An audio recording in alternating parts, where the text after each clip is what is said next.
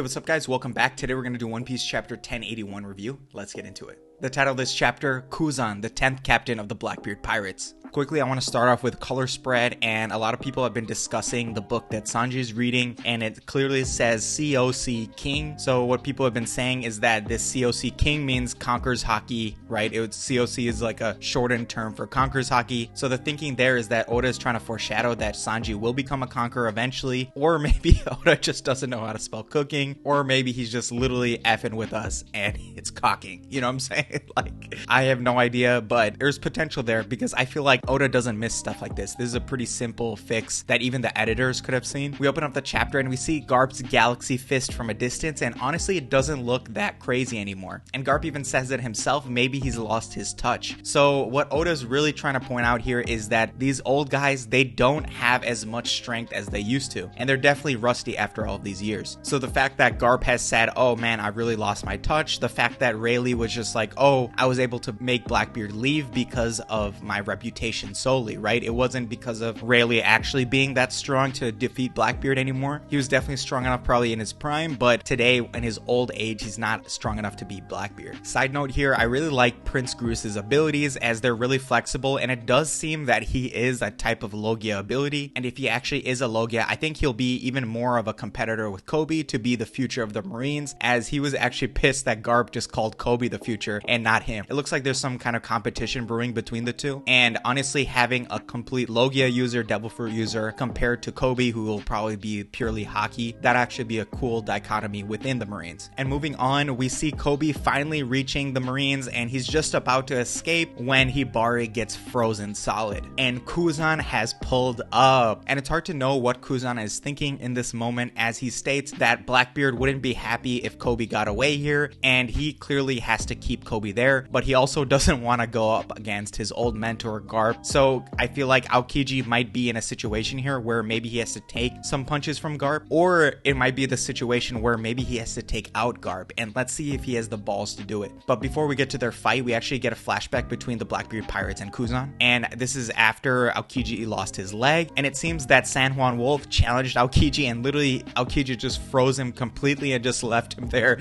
to thaw out, you know what I'm saying? And Blackbeard pulls up on him, and he's just like, oh my god, there's no one else in the world who could have done this besides Kuzan. And there Kuzan was, and Blackbeard wants him to join the Blackbeard Pirates. And during this conversation, Katarina Devon brings up the man marked by flames, and apparently this man has one of the super valuable red poneglyphs. And it's really cool that Lafitte brings up this kind of lore behind this man marked by flames, and he even says this man marked by flames can be found on a pitch black ship, and if you try to follow it, you might get swallowed up by a whirlpool. And I didn't even think about this, but someone commented on my TikTok videos. Go check out my TikTok, by the way. And they're saying that this ship could be Davy Jones. And it really does make sense. Imagine if Davy Jones had the last poneglyph, and the last fight to get this poneglyph has to be a Davy back fight. Maybe this whirlpool sucks you down into Davy Jones' locker, where in Davy Jones' locker, the only thing you can do since you're underwater is have a Davy back fight. Maybe you can't use your abilities straight on for a head-on battle. Maybe Davy Jones has some kind of restrictions in this environment that he can control. So this is actually a crazy setup for potentially this being Davy Jones and us having a Davy back fight between the final two contestants for the One Piece and the Pirate King title, right? So whether that's Shanks and Luffy, whether that's Blackbeard and Luffy, whether that's Shanks and Blackbeard, right? We're gonna see some kind of Davy back fight in the end of this story, and Oda has set this up all the way since the beginning, since Foxy, our boy Foxy, who had that crazy sick ability. I wish Foxy would come back and he was like just way stronger.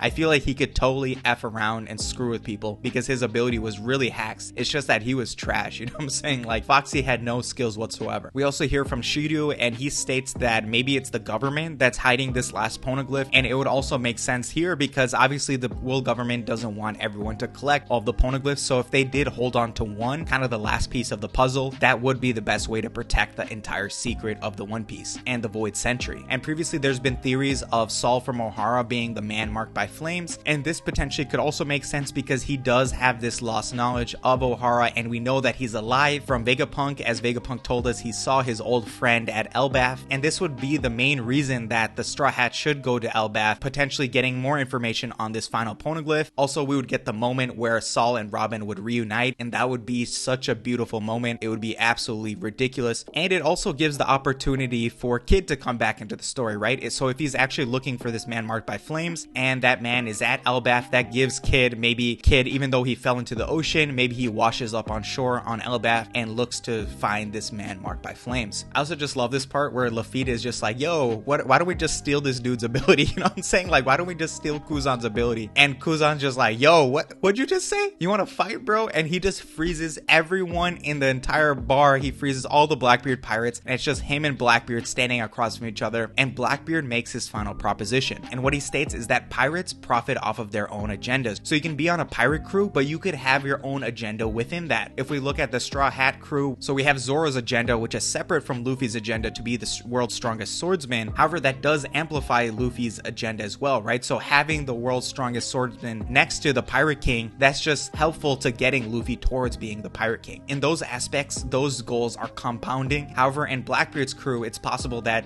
since all of these guys are evil, they have so many different things they want to accomplish, maybe those goals don't align here, right? So maybe they're kind of doing their own thing, similar to almost the Rocks Pirates, right? So if we think about the Rocks Pirates, there are a bunch of these really, really strong pirates. However, maybe they all had their own different agendas, and that's why they ended up falling apart, right? So there's actually a potential here for the Blackbeard pirates to have the same kind of issue where their agendas are so misaligned that they could end up falling apart in the end. But this is the exact proposition that brought Aokiji on board. And this brings into question, what is Kuzan looking for? What is his new goal? And maybe his new goal encompasses finding the secrets out of the Void Century, finding out what happened truly to the world. Or maybe he has some kind of deeper background that he wants to look in for himself. And this goal that Kuzan has is actually brought into question by Garp during their fight. And Kuzan brings up this proposition: you need to kill one protege to save the other. And boom, he freezes Garp. However, Garp escapes using his haki and uses Blue Hole, and boom, blasts Kuzan right into the ground. So I think this fight is far from over, and I think Kuzan will definitely bounce back from this, and this will actually be a crazy fight. However, I don't think that Garp could beat Kuzan here, because Garp even said it himself, he lost his touch and he's a little rusty, right? So he's going to have a tough time with Aokiji here. But again, does Kuzan have the balls to take out his old mentor? And the other side of it, does Garp have the gall to take out Aokiji too, right? Does he have the gall to just kill Aokiji? And I'm not sure if he does. And I think they're both going to be held back by this kind of pull, but one is going to win in the end. We then shift to Winter Island in the New World, and it looks like the Heart Pirates have lost and Trafalgar Law has been defeated. However, while Blackbeard was deciding whether to use Law's Op-Op Fruit for immortality or just to steal the ability altogether, Beppo pulls out a Rumble Ball or something like that given from Chopper, and he turns into Sulong form. And in this Sulong form, he slashes all the Blackbeard pirates, throws an entire boulder in their direction, and they get away. So my best guess on how this Rumble Ball is working for Beppo is it's converting whatever sunlight is around into something that can be processed like moonlight, right? So his body is processing sunlight like moonlight, and this is what's able to unlock his ability to turn into Sulong form whenever he wants. And this got me thinking about, why is the Sulong form dependent on the moon? And I actually looked deeper into the origin of the Minks, and I found this thing called the Raiju, which is a thunder beast or thunder god. And this Raiju comes in multiple forms. Even though it's commonly seen as a dog or a wolf, it can come in multiple animal forms such as a giraffe, a lion, a dog. And just how the Minks are all sorts of different animals, the Raiju can manifest as different animals as well. And the connection doesn't stop there. The Raiju is actually the companion to the Raijin. And who is the Raijin? That is the thunder god himself, God Enel. And where is Enel right now? He is on the moon, and he actually was powering everything on the moon using his electricity. And who else in the story has electricity? It's the Minks. The Minks are the only ones able to also discharge this kind of electricity. And since clearly the Goro Goro no Mi descends from the moon, it is very possible that a previous user actually granted the powers of the Goro Goro no Mi to the Mink tribe as they descended from the moon. I have no idea if that theory is correct, but we'll definitely touch back on that when we have more information. And the last thing I want to bring up here is I think I know who is headed towards Egghead now, as we just saw Blackbeard, Burgess, Van Augur, and Doc Q fighting Trafalgar Law in the the Heart Pirates, so they're clearly distracted there. And then on Pirate Island, we saw Shiryu, Pizarro, San Juan Wolf, and Vasco Shot, and they're all busy fighting the Marines at this moment. So all that leaves is Katarina, Devon, and Lafitte. And Lafitte is the only person we've seen in the entire story to be able to sneak into Mary Joa without anyone noticing. And this dude can also grow wings, so that's probably how he got up to the Grand Line in the first place and was able to sneak into Mary Joa. And don't get me started with Katarina Devon. She has the Inu Inu no Mi, which can transform her into a nine-tailed fox. And another ability that she has is she can turn into an exact clone of anyone. So imagine if her and Lafitte pull up onto Egghead, Lafitte can be the one to get them in stealthily, and Katarina Devon can turn into anyone at Egghead. And especially with 7 Vegapunks, this could cause mass chaos, right? So now there could be misinformation going around and misleading that the Straw Hats are unprepared for. And it's unlike that moment in Alabasta where they're going to fight Bon Clay, and we knew that Bon Clay could confuse them by turning into each of the Straw Hats, and that's why they marked the X on their arms. And obviously now at Egghead, they don't have the time to prepare for that, and they're not all together in the first place, so there's going to be no way for them to tell who's a clone and who's not. But yeah, that's all I've got for this chapter. Let me know what you guys think in the comments down below. I absolutely loved this chapter. One Piece just keeps getting better and better every single week. This was a 10 out of 10 chapter, and I will talk to you guys later. Deuces.